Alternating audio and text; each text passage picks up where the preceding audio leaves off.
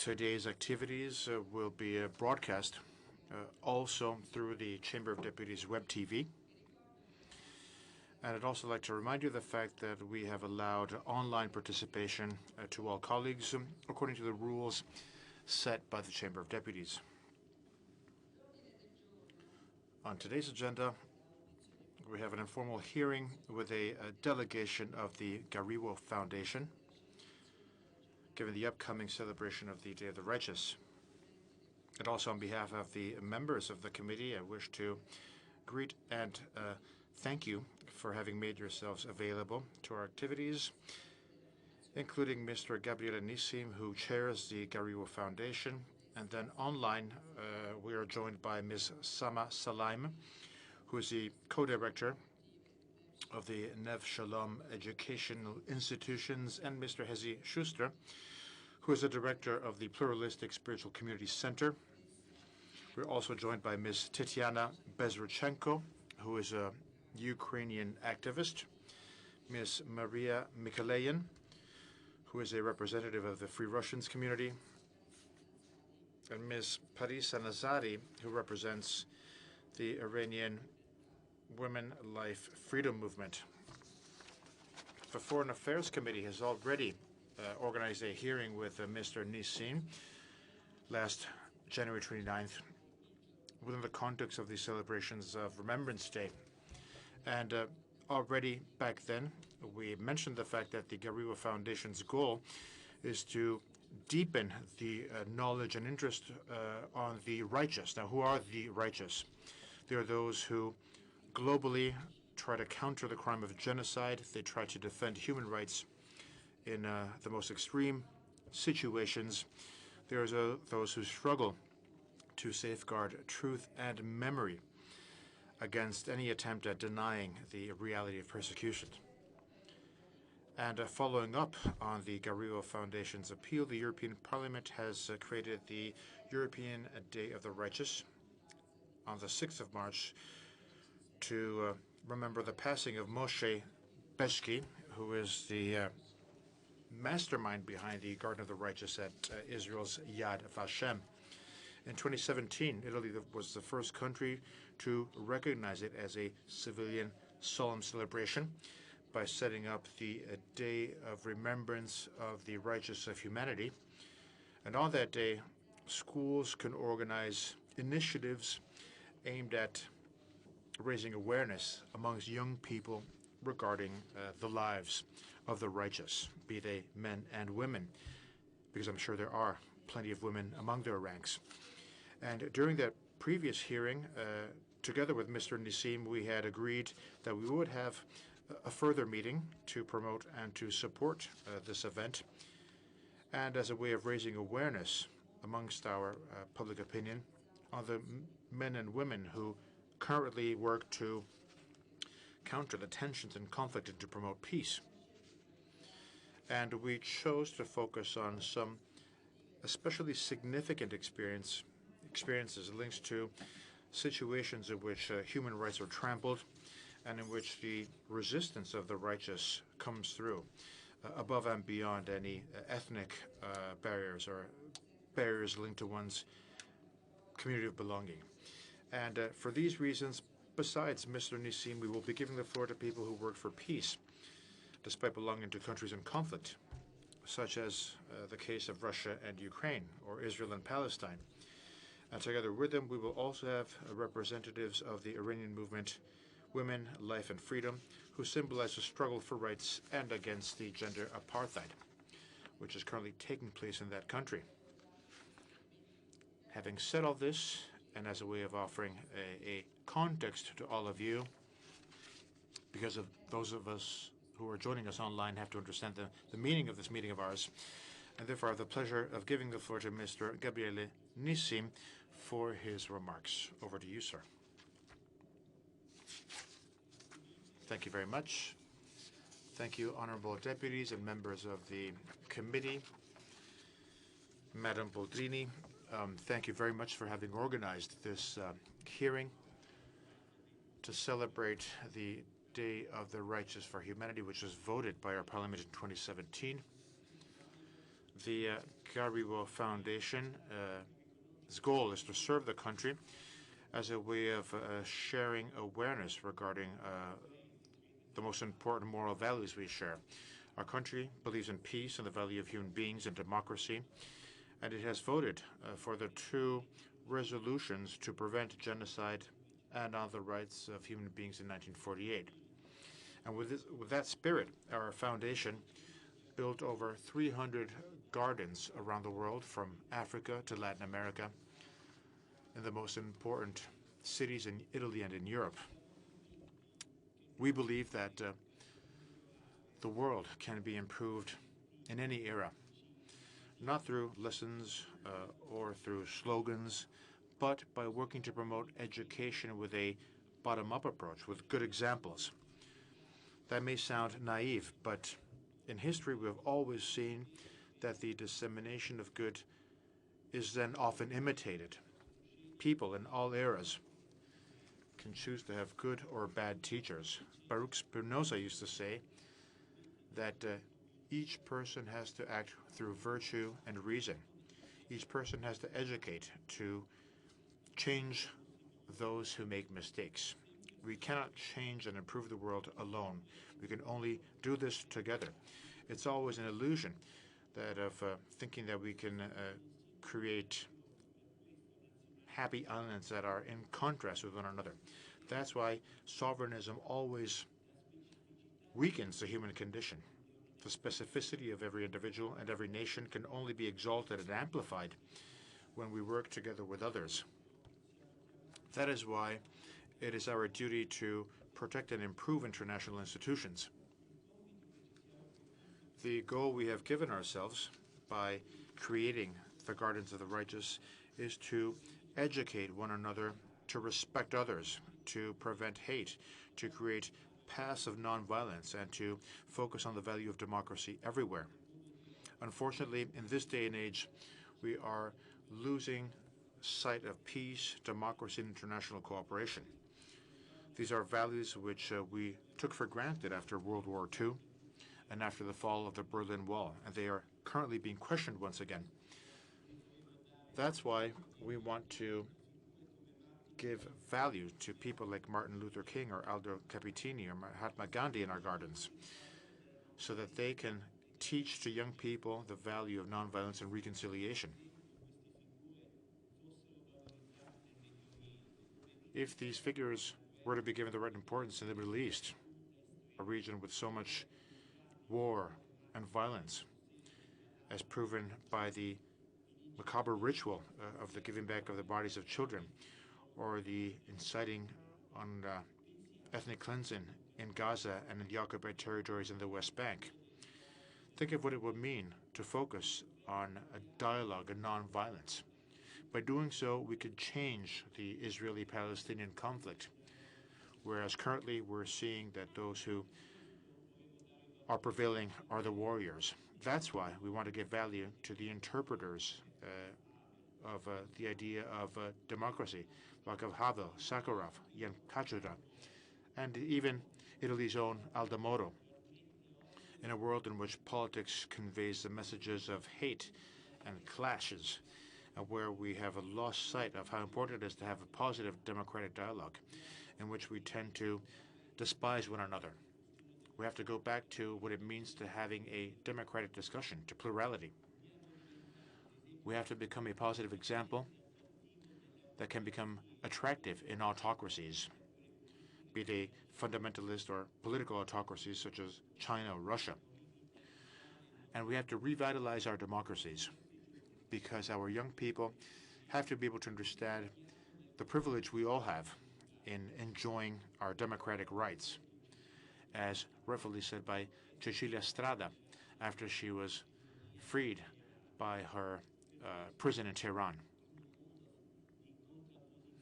In a world marked by contrasts, we want to promote people like Helsch Lauterbach and Raphael Lemke and Jonas Roosevelt through the Gardens of the Righteous.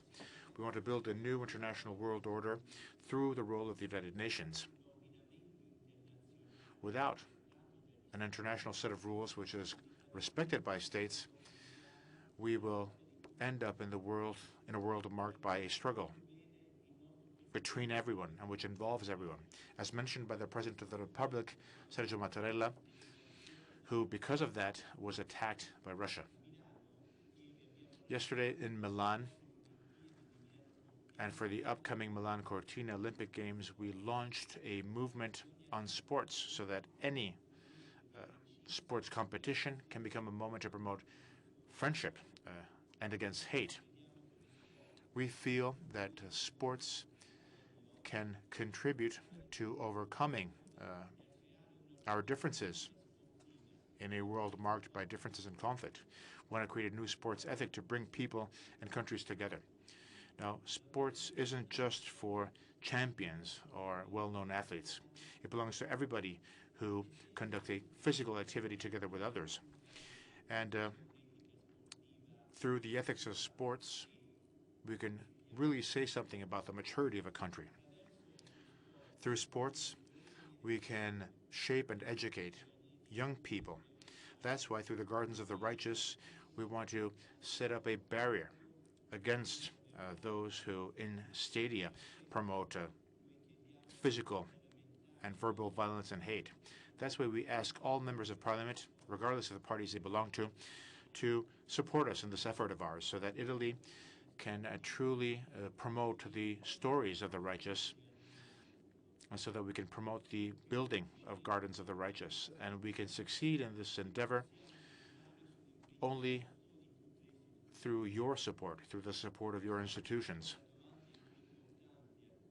And maybe the most important questions we have to try to answer are how we can identify the righteous in this day and age. And I think the past can help us solve this problem. When we think of the righteous during the Holocaust, or those who resisted totalitarian communist states, or if we think about the righteous during the Armenian genocide, we have to keep in mind that all of those people were considered to be rebels. They were isolated in the countries. They risked their lives for their actions and their ideas. And they became popular in this day and age, whereas in the past they were persecuted. That's why today in Parliament we have brought Russians and Ukrainians, Palestinians, Israelis and Iranians, so that they can share their stories of resistance, the stories of those who struggle for peace and to promote human dignity. And that's why these people are paying such a high price. All of these people, I think, deserve a tree in the Gardens of the Righteous, not just to honor them, not just to express our gratitude, but so that they can succeed in their battles through our solidarity. I think the righteous can win their battles if they are supported, not if they are left alone.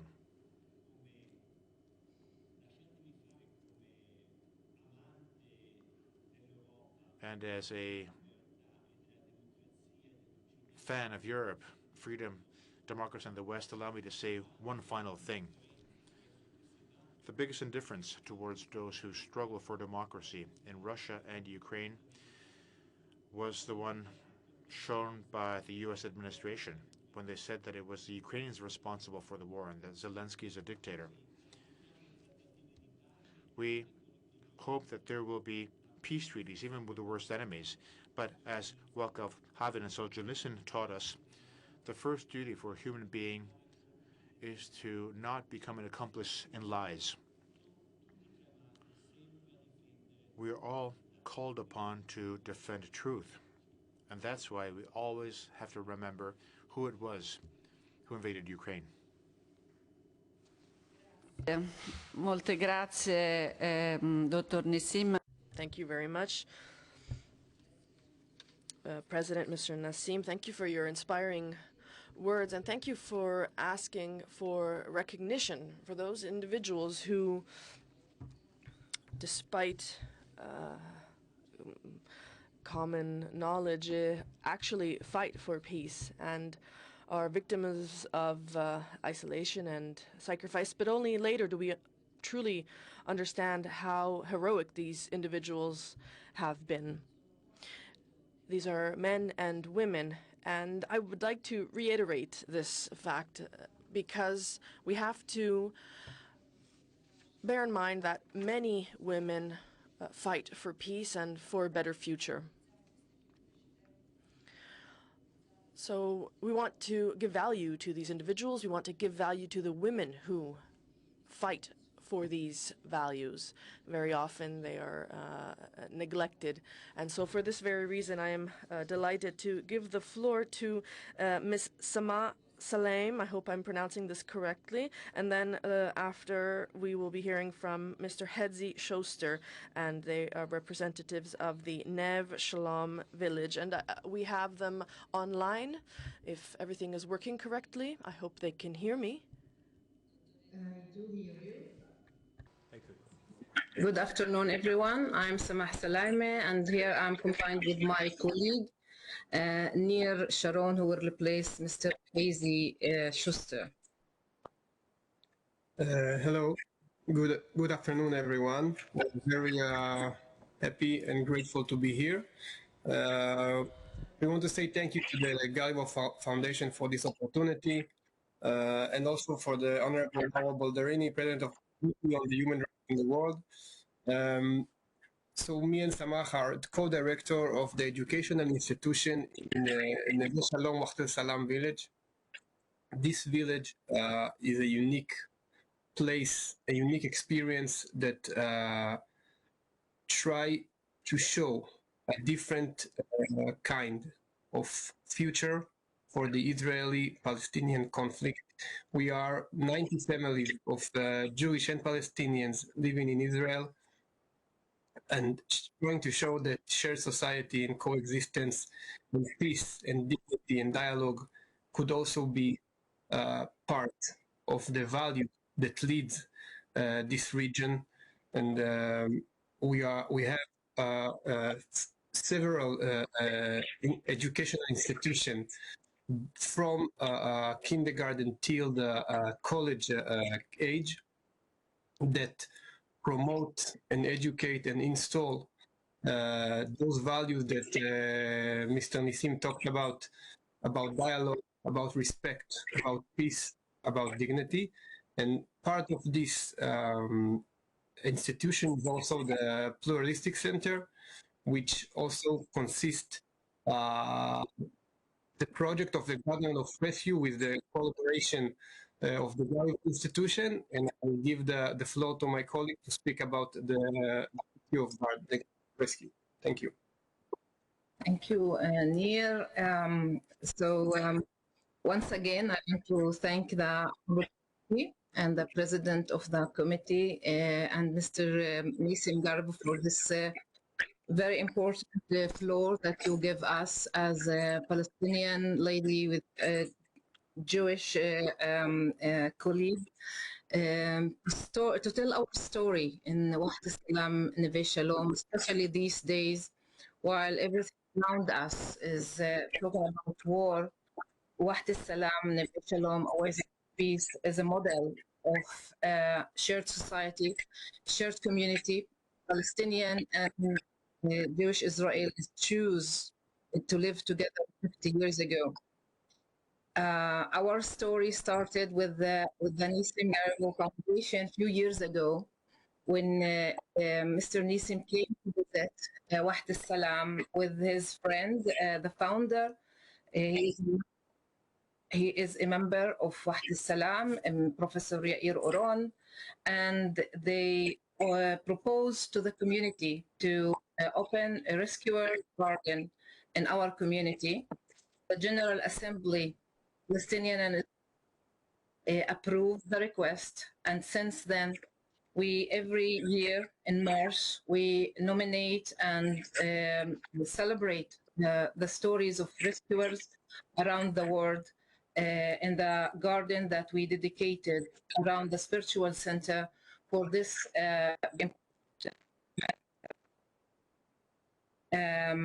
Since then, 6 years ago, we honorary of the Tree of the Rescuer and the prize to 18 individuals, organizations, and peacemakers, people who choose to do the right thing during the process during the wartime. And a few years ago, we decided to give award to Palestinian and Israeli Jews who choose to rescue each other and to give them space in our garden to bring the kids to tell the story of these amazing people who choose differently from what's happening around them, from the crowd. Unfortunately, as you know, our area in the last 16 months, almost or 17 months, we are living in an ongoing war that we paid price as a peace community.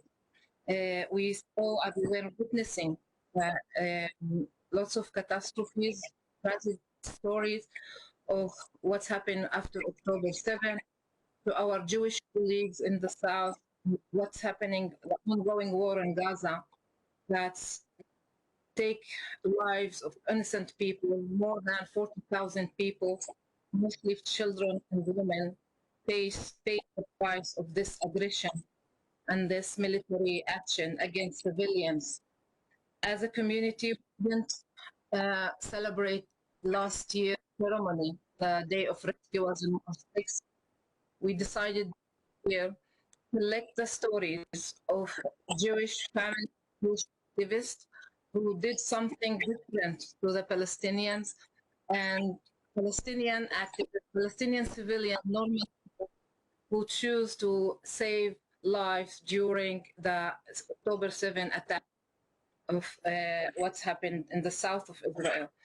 And we were not actually surprised that more than 40 people or 40 stories, including one story of taxi driver from the south, Bedouin, Palestinian, a citizen of Israel who saved 32 young Jewish people who were celebrating the Nova party. We hear the story of Vivian Silver and her family, who was killed in October 7, and her family, her two sons, open a kitchen inside Gaza to feed or to give humanitarian aid to children inside the refugee camps in Gaza during the war, while they were grieving the tragic loss of their mothers. We have so many stories about people, Palestinian and Israelis, who choose different way and keep themselves far from the incitement and the aggression and the hate speech that we hear everywhere around us. Wahed al-Salam Shalom, as a small community, the story, was told around the world, but unfortunately not inside Israel. We are not that popular. The speak about the peace is is under attack right now, and we believe that we as a Palestinian and as Israelis, peace activists, we need to be rescued from this government, from the extremists, from both sides who control our current life, our everyday life, and they will continue to control the future that our kids will grow up in. And we want to change this discourse. We want to change, and we dream that we believe that we have alliance and partners overseas, like the Italian friends, like Italian parliament, the Italian people, and people around the world who believe that Arab and Jewish, Israelis and Palestinians deserve to live in peace and democracy and equality, far away from the war and the bloodshed and the loss of innocent civilians. And this is what we are struggling for. This is our message to your honorable parliament, and we need all the support that you can offer to this project and this agenda, because we have to be together in this fight for life, not a struggle or war that brings death and sadness to our region. Thank you.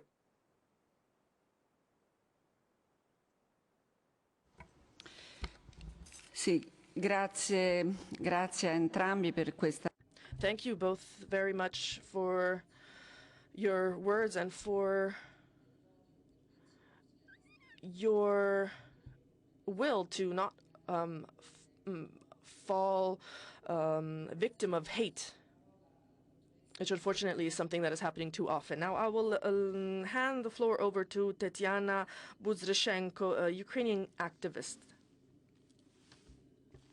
Tetiana.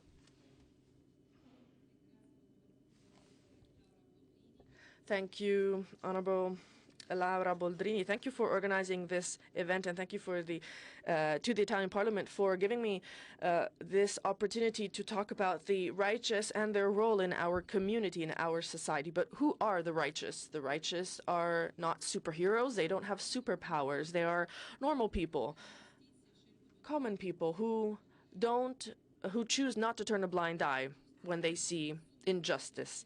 Being righteous means taking on being accountable for their decisions, even when they are difficult decisions, and to understand the weight of this responsibility. I would like to cite an episode. In Naples, Marina Abramovic performed in front of the public, saying, "You can do whatever you would like, I will not react." Initially, the public, the audience was quite shy and didn't do much, but as time went by, they started doing things. They started ripping her clothes, they started humiliating her. And this experiment, this performance shows us that evil isn't only born from indifference, but also from not only from an active role in evil, but also from being indifferent. It's a choice. And Raphael Lemkin knew this very well. He coined the term genocide, and he taught us that hate isn't something that comes up out of nowhere, but it is created through a series of behaviors of discrimination and indifference. And his indignation before these crimes led him to say that a lack of intervention and indifference can increase atrocities. And this leads me to speak of a symbol of resistance and moral resistance, Senator Liliana Segre. I think we have a problem with our speaker's audio. Maybe they can't hear us online. Those who are following remotely cannot hear Ms. Bezrushenko, they're telling me. We'll try to fix this problem.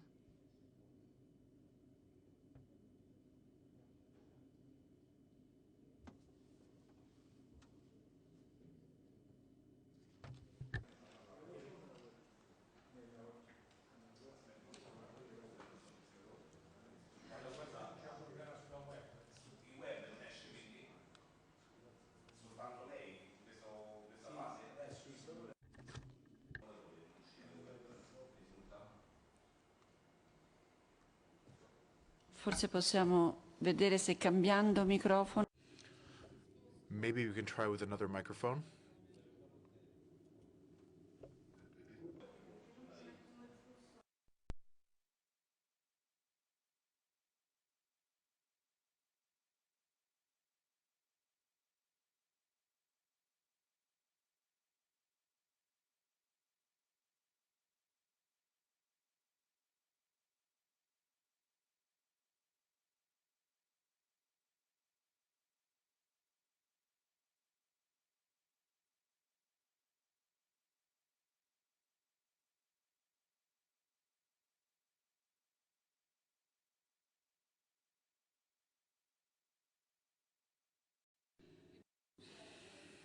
We apologize to you, madam. I think you can continue now because things seem to be working. Now, this brings me to mentioning a symbol of moral resistance and memory, Senator Liliana Segre. While looking at Ruggero Gabai's documentary on Senator Segre, I was struck by two sentences I heard. One was, "We hoped we would be bombed because we wanted to die, but nobody cared about us, and nobody freed us." We used to thinking, and we often repeat on the Day of Remembrance, that it was the Soviets who freed the concentration camps. But Senator Segre's words show another reality. When the Soviets entered Auschwitz, the torturers had already fled and they had left the gates open. Nobody freed us. Those responsible had mixed among the common people to save themselves from their responsibilities. The dogs were next to their masters, but the masters would kick them away so that they wouldn't be recognized. Now, these words lead to deep questions. When the torturers understand the abyss of evil that they have inflicted upon others, when do they understand it? And another question is, when they choose to hide among the common people by erasing any trace of their actions, what side will our permissiveness be on? And another sentence spoken by Liliana Segre hits us hard with the strength of its truth. As the front was closer to us, we heard the explosions and we hoped we would be bombed because we wanted to die. We wanted to die to flee from the despair we were in. Life without dignity was something we couldn't bear, but nobody cared about us. This isn't just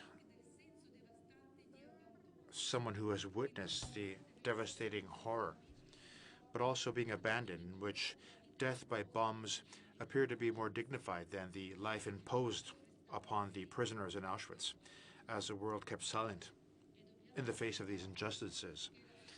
And we also have to remember that the suffering experienced by Senator Segre wasn't over once she was freed from the concentration camps.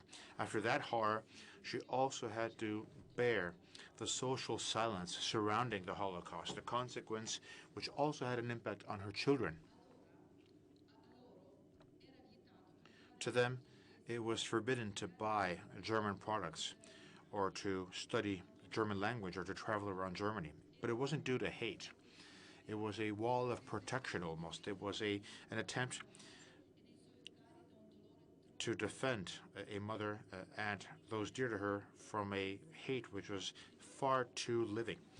And Senator Liliana Segre teaches us that hate isn't born from those who close in on themselves to protect themselves. Real hate is that done by those who want to deny the existence of a people, their memory, and years of moral and physical violence, both the visible and invisible violence. Which brings us to what it means to be righteous in this day and age. The righteous aren't heroes. They are common people who choose to act and to counter injustice. And in Milan, I learned the story of a righteous person during the presentation of the book written by Andrea Nicastro, an Italian journalist, L'Assedio, the siege, which talks about Mariupol, my city of origin. And my mother experienced the siege during the most fierce fighting for 2 months with no food, no water, no gas, no power. She survived that horror, and she found the strength to run away, to flee through Russian camps and through several countries, all the way up to Italy. And during the book's presentation, I asked Mr. Nicastro how he could talk about the siege from within.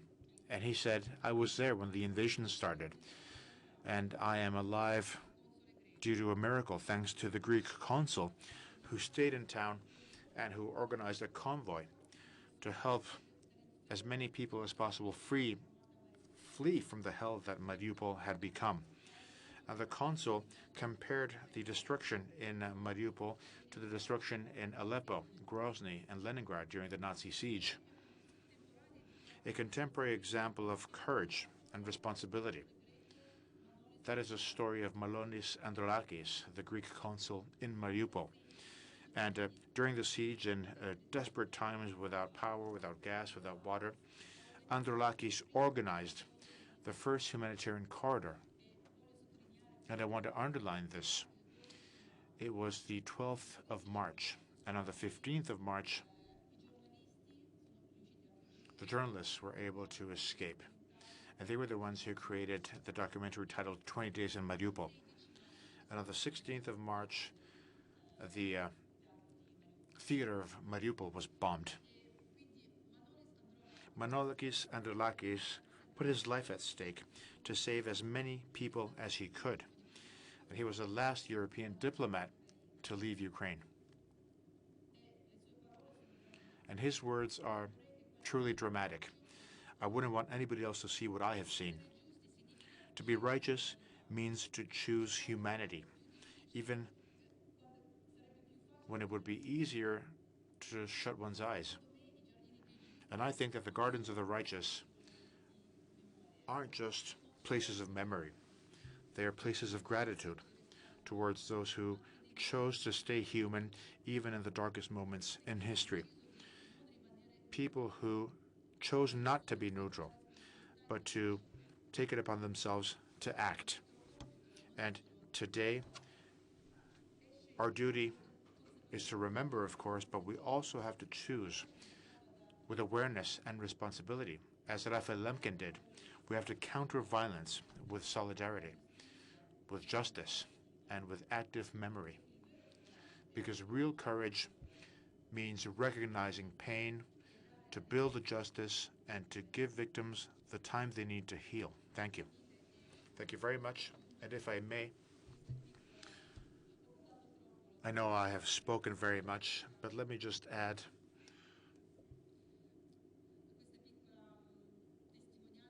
a short remark regarding a movie being shown in Italy currently, which I hope as many people as possible see, Volo in Education.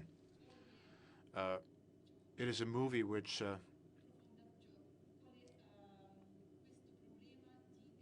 really grasps the issue of education in totalitarian countries,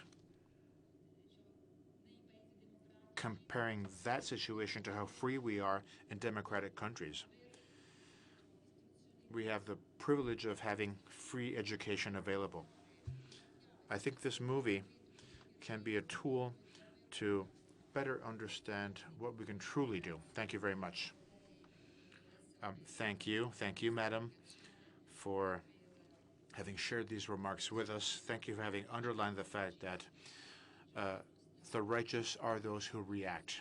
They aren't those who sit and look. They don't turn the other way. Thank you very much. And I'd now like to give the floor to Ms. Maria Mikhaelian, who represents the Free Russian community.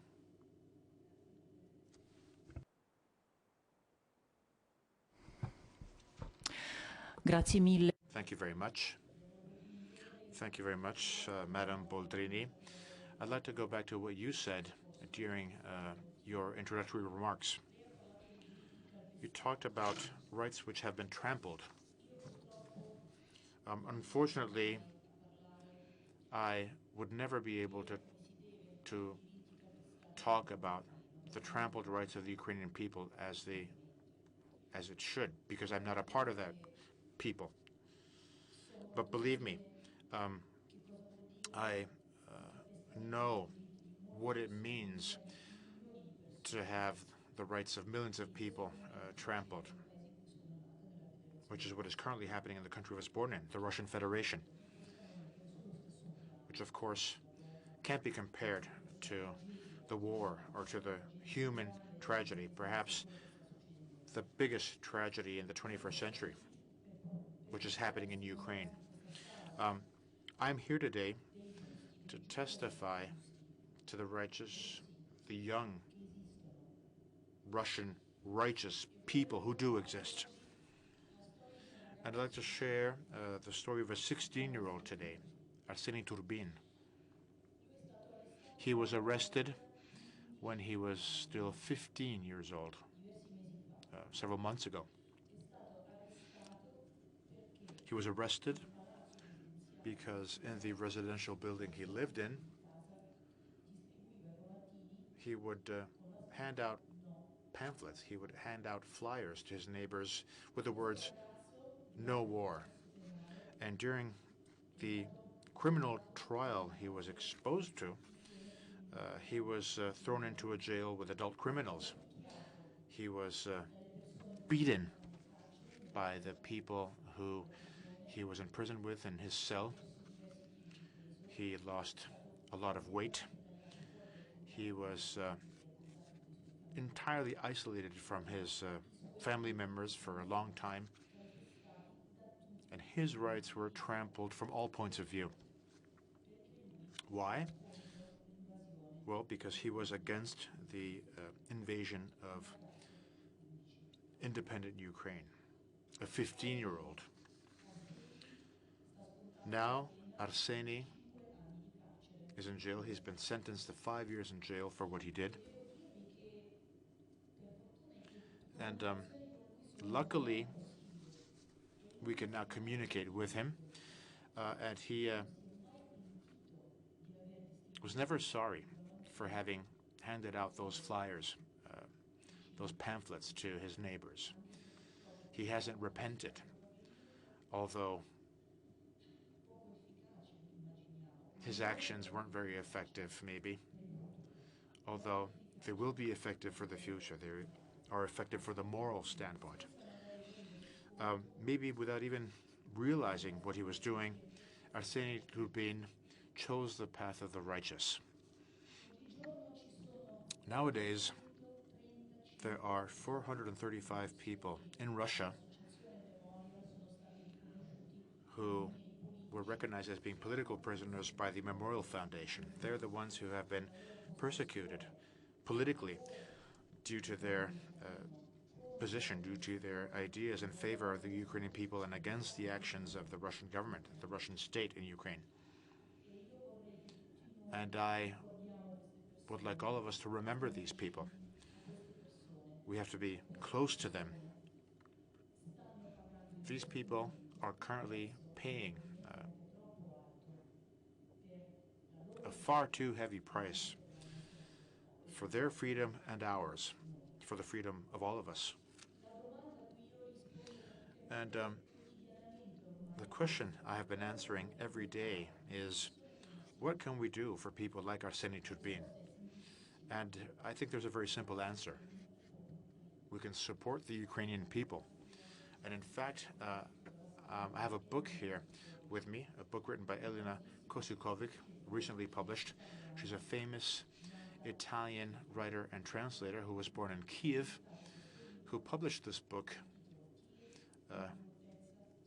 the title of which is Kiev, a Fortress Above the Abyss. And Kiev currently is a fortress above the abyss. It's true. And as long as this fortress will hold, all of the righteous in the Russian Federation will hold, and we all can continue to hold steadfast. Slava Ukraine and freedom for Russia. Grazie. Thank you, Ms. Michelian. Thank you for shedding light on this tragic story. This 15-year-old, we already knew about what was happening to him, what it is happening to him, and we know of another young individual who was distributing flyers in supermarkets against the war, flyers against the war, and she was arrested. She was homosexual, she was lesbian, and the regime persecuted her. Luckily, we were able to have with us the mother of Alexandra, who was freed. But we know that these are traumatizing events. I will now leave the floor to an Iranian activist, a representative of the Women Life Freedom Movement, a movement that our committee knows very well, Parisa Nazari, and she is a well known in Italy for her activism, for her work in helping young Iranian women coming to Italy with very complex backgrounds and histories, and some of them are even charged with being traffickers, even though they were actually fleeing from a regime that was repressing them. And we tried to help them. We tried to help Miss Nazari in her efforts, in her work. So I will leave the floor to her for her remarks. Thank you, Honorable Boldrini. Thank you to the Gariwo Foundation for this opportunity. Thank you for this invitation to speak of the righteous, the women and men who in Iran have become symbols of freedom and symbols for gender equality. It's not the first time that I've been in this parliament. I have been here in the past to talk about the violation of human rights and gender apartheid, and I must say that the names that I will be giving shortly is not easy. It's a long list. It's a difficult choice that I had to make, and together with other activists, we decided that in this type of context, we should not mention the names of individuals who are now being persecuted to avoid causing additional problems to these people, to these individuals, because the crimes, the offense of terrorism against the state, corruption, and other offenses, similar offenses, are actually tools of repression that the Iranian regime has been using for years, since 1979, to target the population, in particular to target women, minorities, religious minorities, ethnic minorities. And so for these reasons, to avoid causing problems to those who are still in Iran, because they are currently active as activists, or they are in prison, because we know that Iranian prisons have a central role in the Women Life Freedom Movement, we drafted a list of individuals who are no longer with us. And for many reasons, these individuals have become icons. They've become examples of righteous men and women.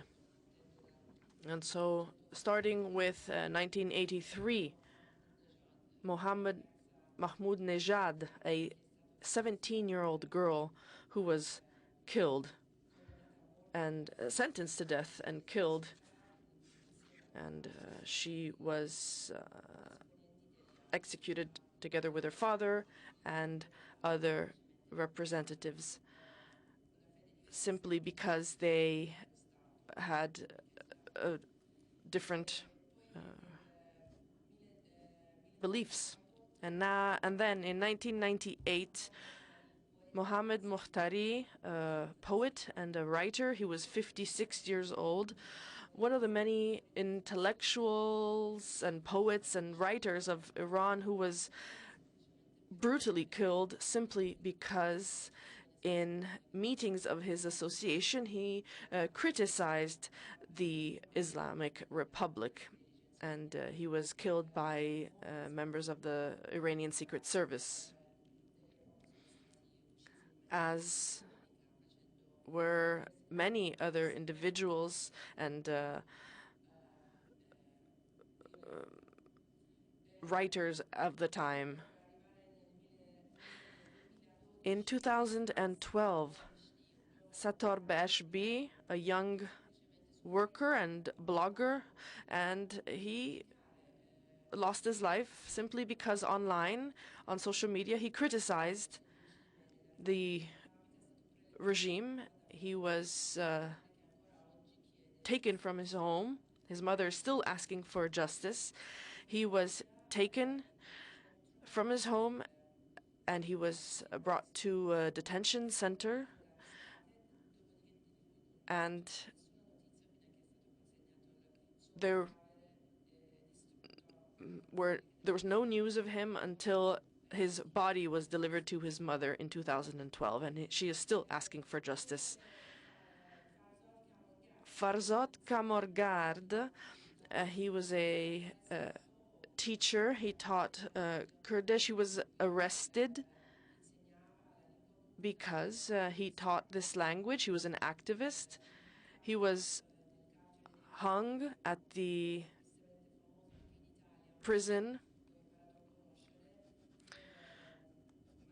in May of 2010. He was killed together with other representatives of Kurdistan. Another young woman was arrested, tortured, and killed together with Farzot, and 4 other Kurdish citizens. They were killed at dawn in May 2010. And then there's the case of a young woman who tried to defend herself from a Secret Service agent who tried to rape her. She tried to defend herself, and in this fight, the man who was attempting to rape her killed, and despite requests by her parents and Amnesty International and other associations to try to save her, she was also killed. She was hung at dawn in October of 2014.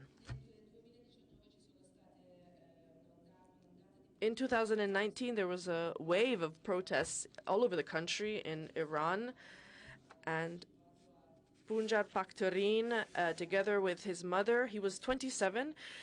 They took part in a demonstration, a protest. He was killed and hit by bullets. And now we'll jump back to 2009, when millions of Iranians took to the streets simply because they were asking to vote after the electoral fraud. And one young woman was killed. She was shot as she was heading home after her music lesson. Mustafan Karim Bengi was also protesting peacefully at the time. These were silent protests with signs simply asking, "Where is my vote?" He was shot. And so this brings me to the year 2022. 2 years, we've been talking about this for 2 years. Mahajinami was arrested by the moral police. Their task is to arrest women, beat them, and bring them to detention centers, where we have all been simply because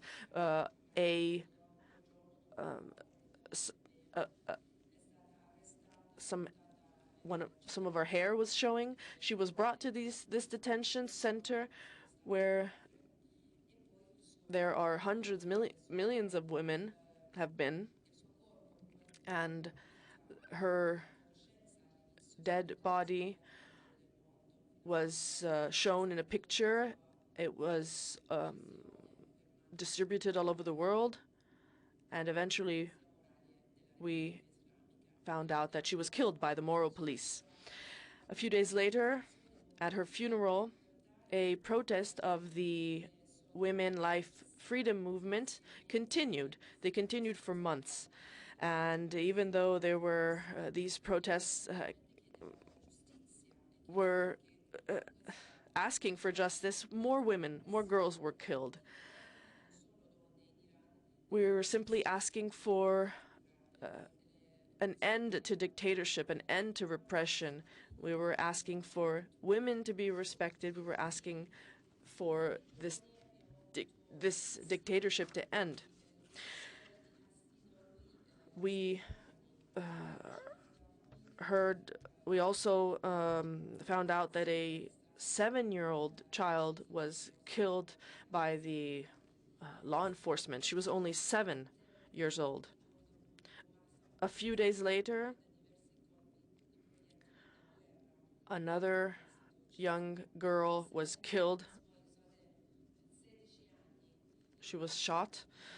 A 16-year-old also killed. She shared videos on social media. She simply expressed her dream to be listened to online, and her body was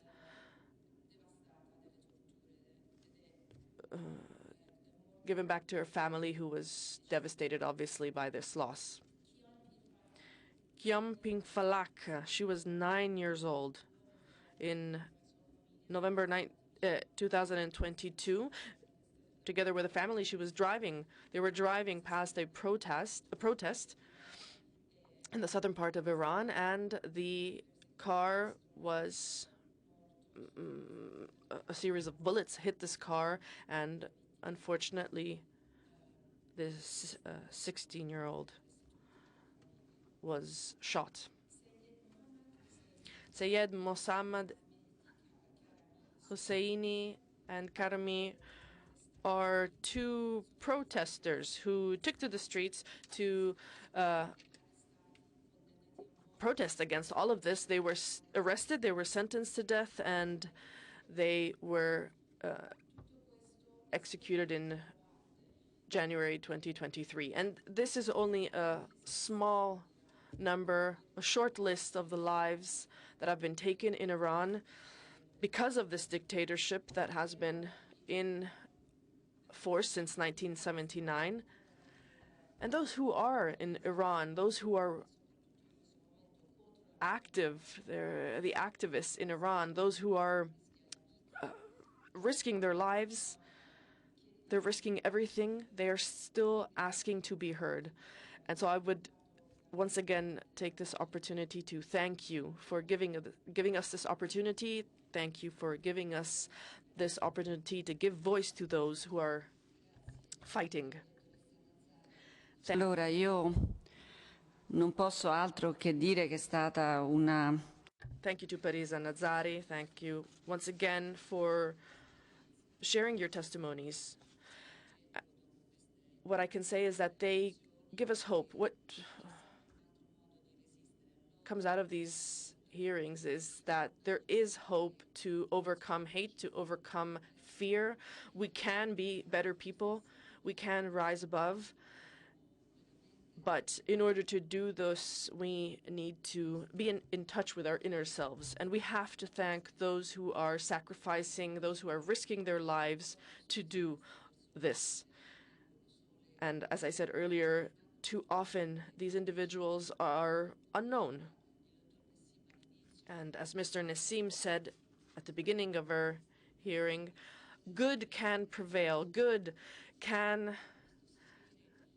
spread. We can spread good. And those who react with dignity and with hope give others hope to do so and the strength to do so. So I would like to thank you once again for sharing your touching stories, your testimonies. Those who were online as well, thank you for your words. Today we are starting today, Gariwo is starting their activities for the Day of the Righteous, but I know that you will have other meetings after joining us here in Parliament. But once again, I would like to renew our gratitude, Mr. Nassim, for your efforts in trying to reach people, young people also. And I am available at all times if you would like to keep in touch. Thank you.